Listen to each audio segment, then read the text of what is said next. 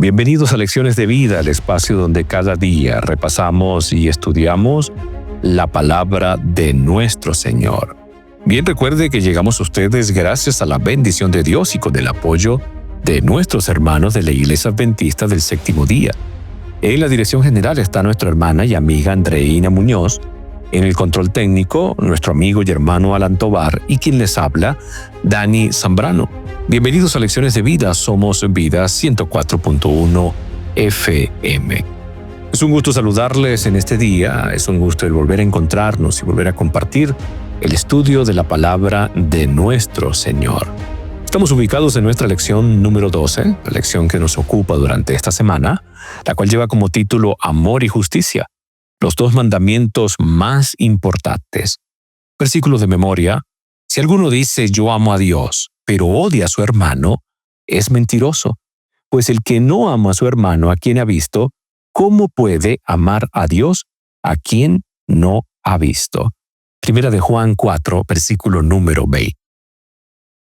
En el contexto de Reavivados por su palabra, hoy nos corresponde la lectura de Primera de Juan, capítulo número 1. Primera de Juan, capítulo número 1.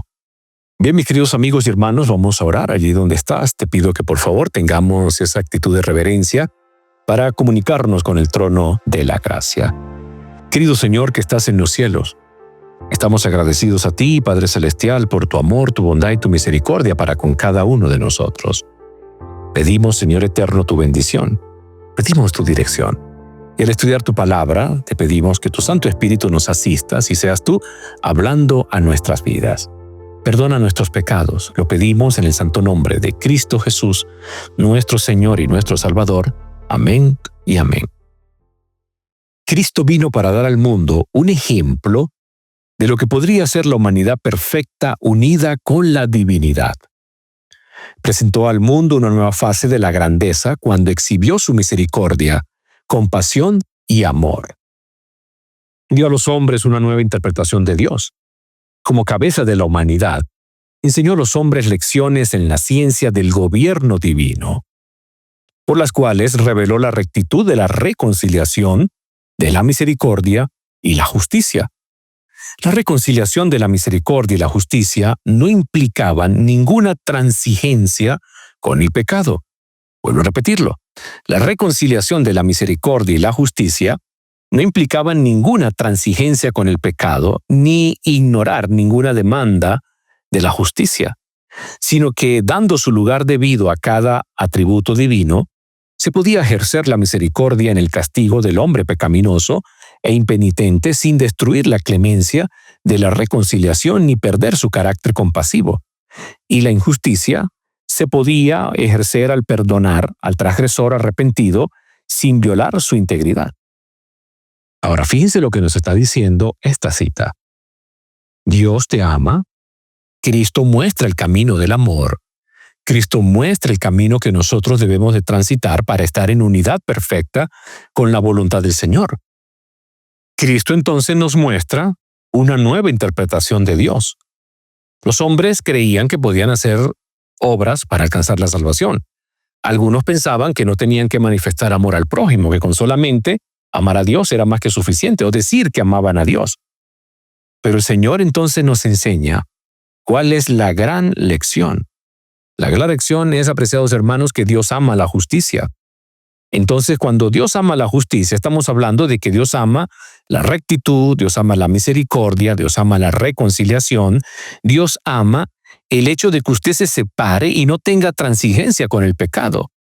Dios ama cuando usted tiene presente su santa y su justa ley. Dios le ama a usted y Dios se alegra y se goza cuando usted le da a Él el lugar divino, el lugar que debe de tener en su corazón. Dios nos ama cuando nosotros podemos entregar nuestra vida a Él y decimos, Señor, aquí estamos, utilízanos para gloria y honra de su nombre. Y esto nos va a llevar entonces a vivir en armonía con la voluntad del Señor. Y vivir en armonía con la voluntad del Señor es vivir en santidad, es vivir en el gozo de la salvación, es ayudar al prójimo, es ser un siervo útil, es arrepentirnos, es vivir constantemente conforme a la voluntad, es perdonar, es mostrar amor, es mostrar ayuda para con otros. Entonces creo que definitivamente necesitamos nosotros comprender qué significa ser un verdadero discípulo de Dios. ¿Recuerdan las palabras de Jesús cuando dijo, en esto conocerán todos que sois mis discípulos? Dijo el Señor Jesús, si tuvieres ¿qué? Si tuvieres una iglesia grande, si tuvieres un gran templo, si tuvieres un gran carro, si tuvieres muchos negocios, no. Jesús dijo, en esto conocerán todos que sois mis discípulos, si tuvieres amor los unos con los otros. Cuando los hombres no están vinculados por la fuerza o los intereses propios, sino por el amor, manifiestan la obra de una influencia que está por encima de toda influencia humana. Donde existe esta unidad, constituye una evidencia de que la imagen de Dios se está restaurando en la humanidad, que ha sido implantado un nuevo principio de vida. Muestra que hay poder en la naturaleza divina para resistir a los agentes sobrenaturales del mal, y que la gracia de Dios subyuga el egoísmo inherente en el corazón natural. Este amor, el amor de Dios, el amor que solamente Cristo Jesús puede sembrar en nuestras vidas, es manifestado en la iglesia, es manifestado en usted, que forma parte de la iglesia. Y este amor despertará seguramente la ira del enemigo. Por eso el Señor le dijo a sus discípulos que la senda no sería fácil. Si el mundo os aborrece, dijo el Señor, sabed que a mí me aborreció antes que a vosotros. Si fuerais del mundo, el mundo amaría lo suyo. Mas porque no sois del mundo, antes yo os elegí del mundo, por eso os aborrece el mundo. Acordaos de las palabras que yo os he dicho. No es el siervo mayor que su Señor. Si a mí me han perseguido, dijo Jesús, también a vosotros perseguirán. Si han guardado mi palabra, también guardarán la vuestra. Mas todo esto os harán por causa de mi nombre, porque no conocen al que me ha enviado. El evangelio ha de ser proclamado mediante una guerra agresiva, en medio de oposición, peligros, pérdidas y sufrimientos. Pero los que hacen esta obra están tan solo siguiendo los pasos de su maestro.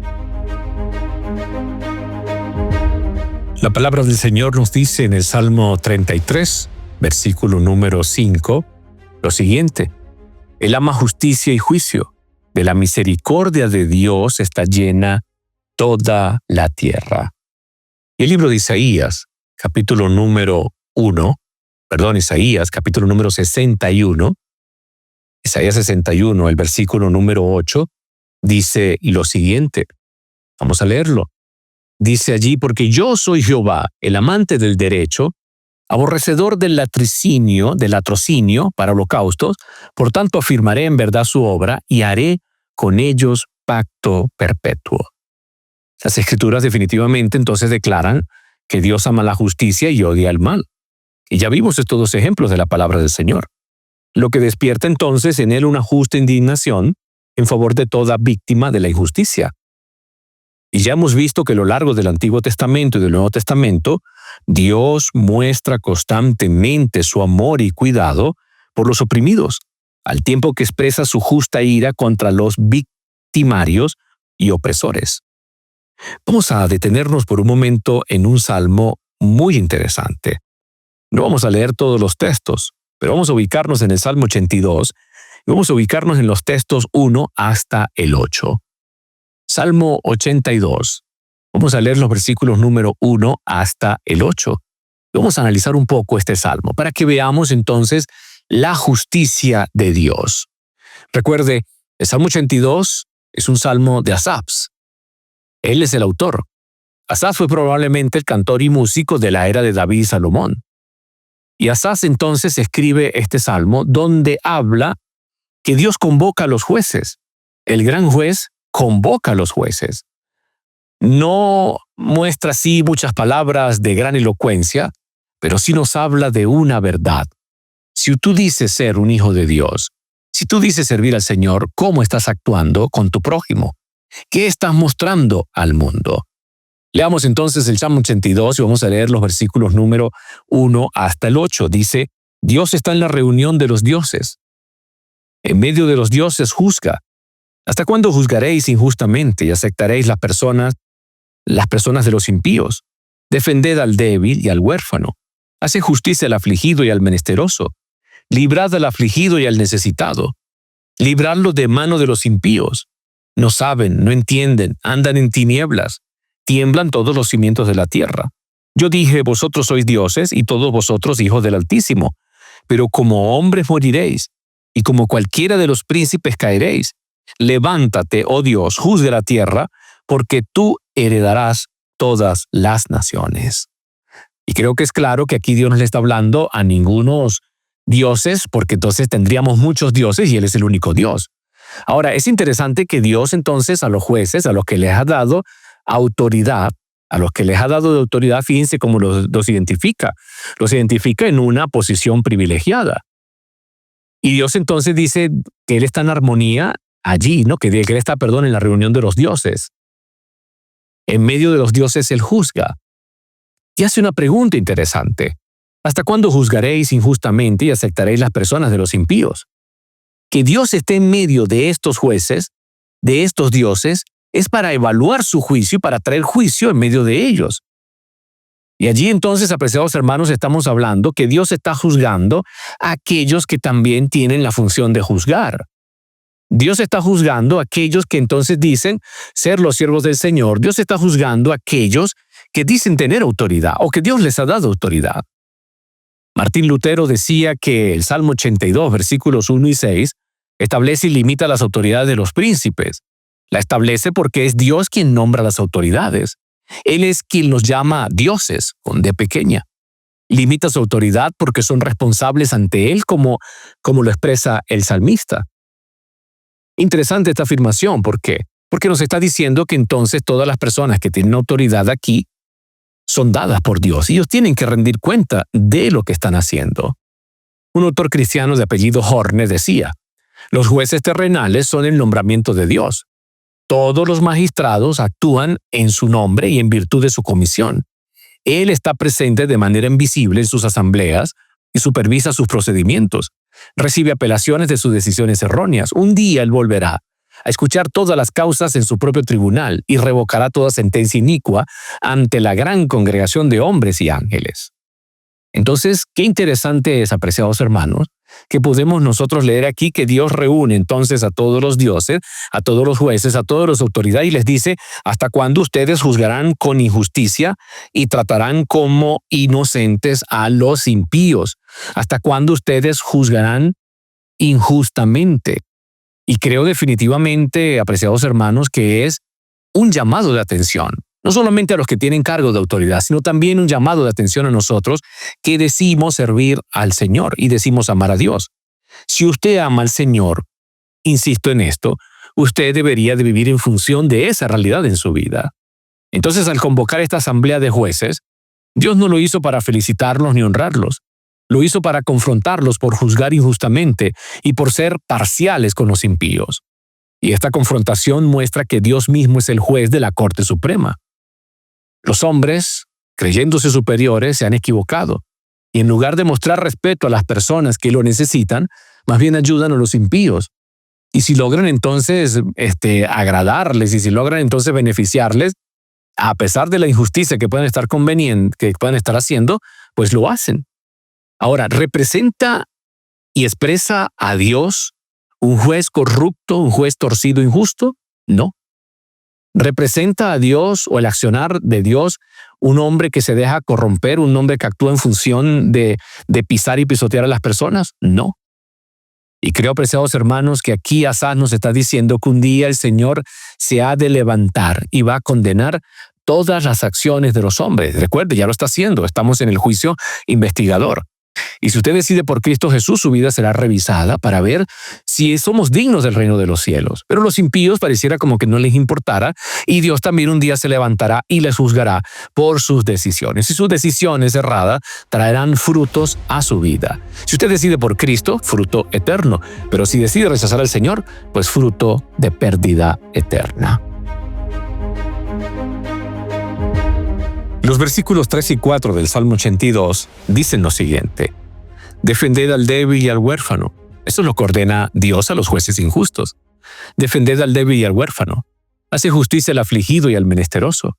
Librad al afligido y al necesitado. Libradlos de mano de los impíos.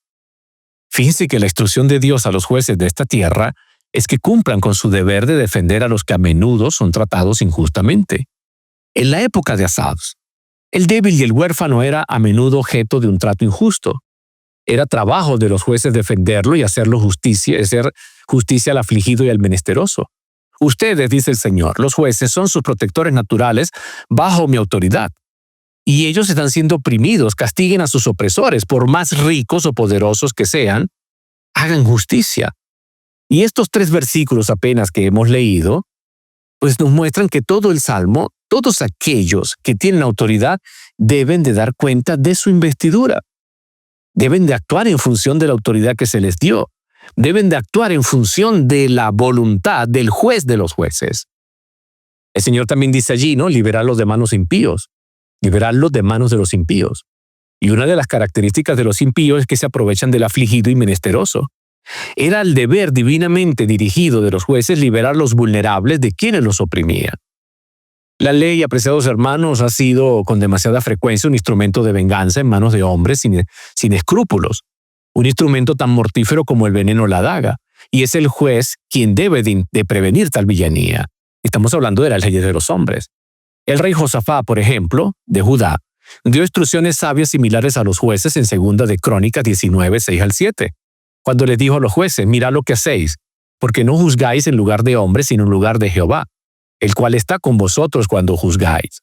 Sea pues con vosotros el temor de Jehová, mirad lo que hacéis, porque con Jehová nuestro Dios no hay injusticia, ni acepción de personas, ni admisión de cohecho.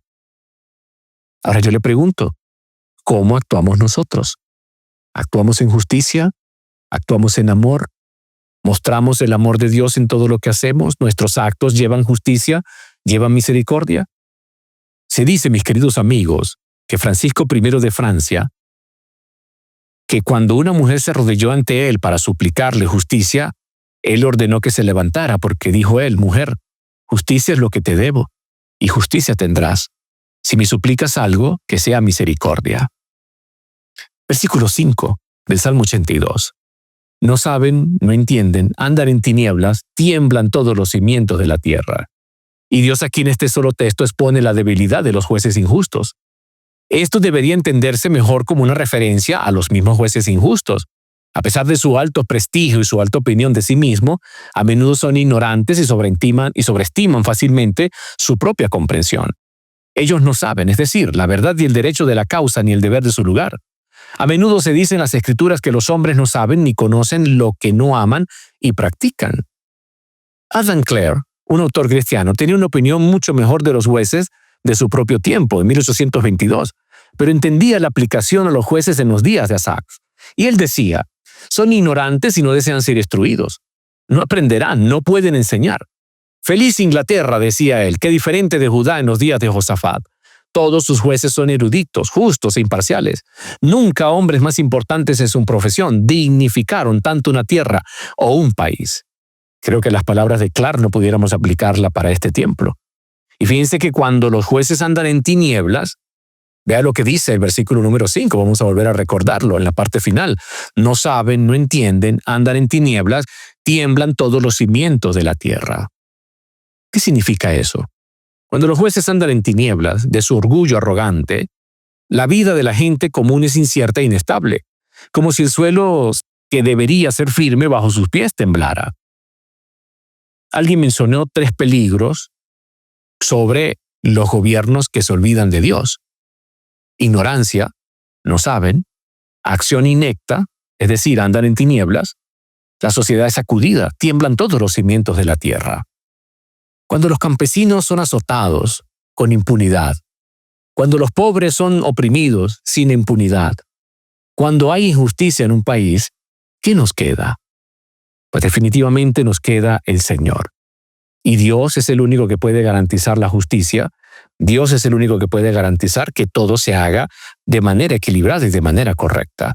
Eso significa, mis apreciados hermanos, que si usted y yo tenemos un cargo de autoridad, tenemos una posición privilegiada, debemos permitir que el Espíritu Santo nos dirija para mostrar y actuar en función de la voluntad del Señor, para vivir a la altura del Dios eterno.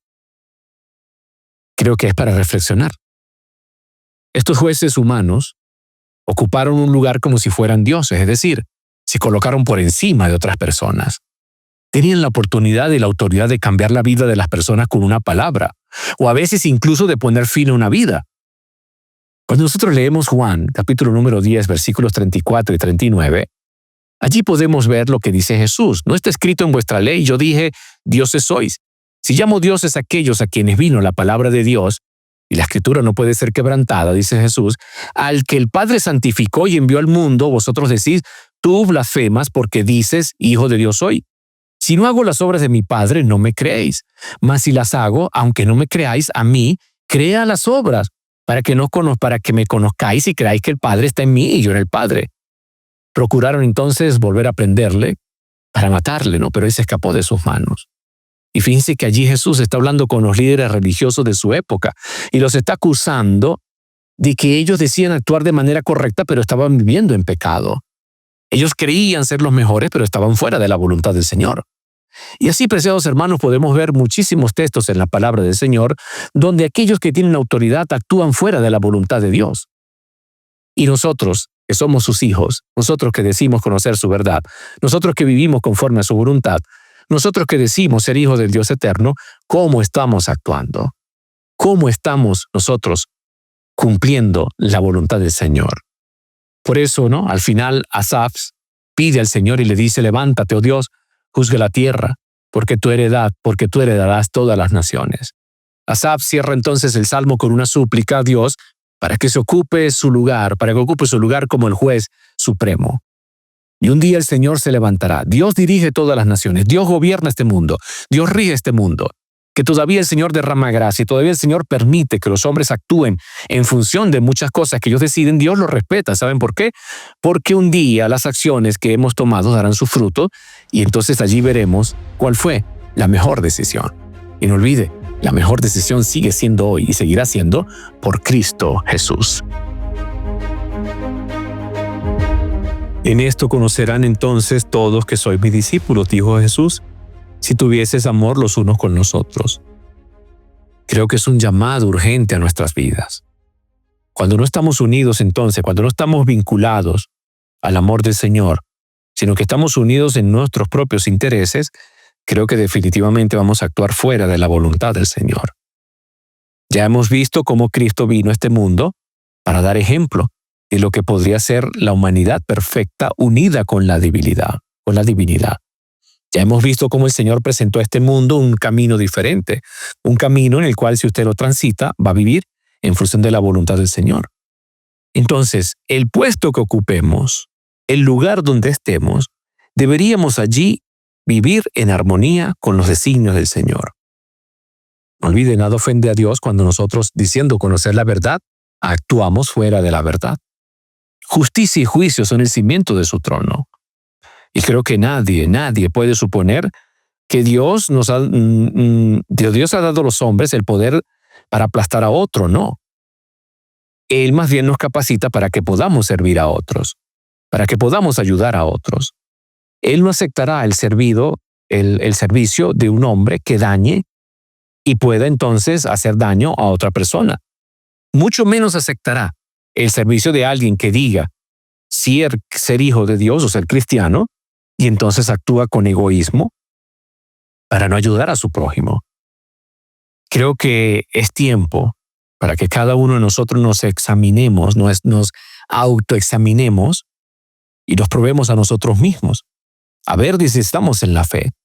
Deberíamos pedirle al Espíritu Santo que nos ayude a investigar nuestros motivos más íntimos, ocuparnos en la obra del Altísimo, mantenernos firmes en el Señor, mantenernos firmes en nuestra vida en Cristo Jesús. Apreciados hermanos, hoy más que nunca, el Señor nos invita a que no estemos permitiendo que el enemigo pueda tejer en nuestra vida cualquier hebra de egoísmo, cualquier asunto que nos separe de la voluntad del Señor. Entonces creo que es claro y entendemos qué es lo que Dios pide de nosotros. Dios ama la justicia y Dios espera que nosotros entonces podamos manifestar esa justicia, que podamos servir, que podamos ayudar, que podamos hacer las cosas porque nace de un corazón que se ha entregado al Señor, que podamos buscar del Dios eterno. Que podamos, apreciados hermanos, permitir que el Señor nos lleve a una experiencia verdadera donde podamos establecer un servicio único para la gloria y la honra del Dios Todopoderoso. No es ningún secreto lo que Dios desea y exige de quienes pretenden amarlo y obedecerlo. Lo especifica muy claramente en Miqueas 6, versículo número 8. Vamos a leerlo. Hombre, Él te ha declarado lo que es bueno. Lo que pide Jehová de ti, solamente hacer justicia, amar misericordia y humillarte ante tu Dios. Y este principio se repite en todas las Escrituras. Por ejemplo, cuando usted va a la palabra del Señor, usted se consigue con Jesús, entonces en Juan 13:35, diciendo, también en esto conocerán todos ustedes que son mis discípulos. ¿Y cómo nos van a conocer? Porque tenemos nosotros, apreciados hermanos, allí una gran iglesia, como lo dije al principio, porque tenemos nosotros allí, apreciados hermanos, allí tenemos nosotros entonces grandes templos, grandes cosas. No, nos conocen porque nos amamos. Nos conocen, apreciados hermanos, porque entonces nosotros buscamos la presencia del Señor. Nos conocen porque hemos decidido mostrarle a un mundo que perece que sí se puede obedecer al Dios eterno. Oh hombre, Él te ha declarado lo que es bueno y que pide Jehová de ti. Solamente hacer justicia y amar misericordia y a humillarte ante tu Dios. Creo que definitivamente, ¿no? Ante el Dios eterno tenemos nosotros este llamado. Yo te he dicho lo que tienes que hacer, lo que es bueno. ¿Y qué es lo que es bueno? Hacer justicia, amar misericordia y humillarte ante tu Dios. Es decir, lo que te pido no es complicado. Lo que te pido es que puedas entregar mi vida y permitas que el Espíritu Santo, que me entregues tu vida y permitir que el Espíritu Santo nos dirija.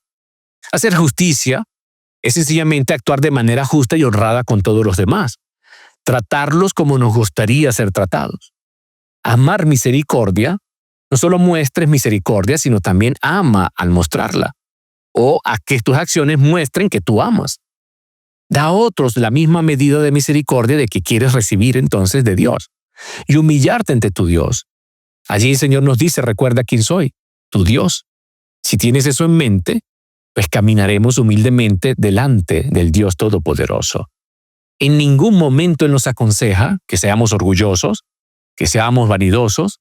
En ningún momento Él nos aconseja que nos separe, que estemos unidos al mundo. En ningún momento Él nos aconseja que no prestemos atención a su voluntad. No, Él nos pide que seamos humildes, nos pide que seamos sencillos. Él nos pide que vivamos conforme a sus designios. Humillarse ante Dios es caminar con humildad. Y caminar con humildad nos dará un espíritu fuerte. Humillarse ante Dios es hacer el servicio y eso nos va a fortalecer. Humillarse delante de Dios es que todos nuestros motivos y todas nuestras acciones estén en función de la voluntad del Señor. Caminar en humildad, humillarse ante Dios es estudiar su palabra, con el deseo de conocer, con el deseo de aprender. Es cuando estamos bajo prueba reconocer que Dios tiene lo mejor para nosotros. Es que todo lo que tenemos se lo debemos a Dios y por eso vamos a ir a predicar y llevar a otros el mensaje de salvación. Es vivir conforme a la voluntad del Señor, es amar a nuestros hermanos, es perdonar al pecador, es llevar la luz cuando otros no la tienen. Eso es lo que nos ha declarado el Señor. Eso es lo que habla el Señor eterno. Eso es, apreciados hermanos, lo que Dios espera de usted y de mí. Imagínense por un momento cómo serían nuestras familias, cómo serían nuestras iglesias, cómo sería nuestra vida, cómo serían las ciudades, cómo serían los países si nos centráramos todos en Miqueas 6, versículo número 8 y lo pusiéramos en práctica. Imagínense cuál sería el contexto en el que nos encontramos, cómo cambiaría. Imagínense cómo sería vivir bajo los principios del Dios eterno. Ese es el llamado. Esa es la lección de vida para hoy. Que el Señor te bendiga. Feliz día.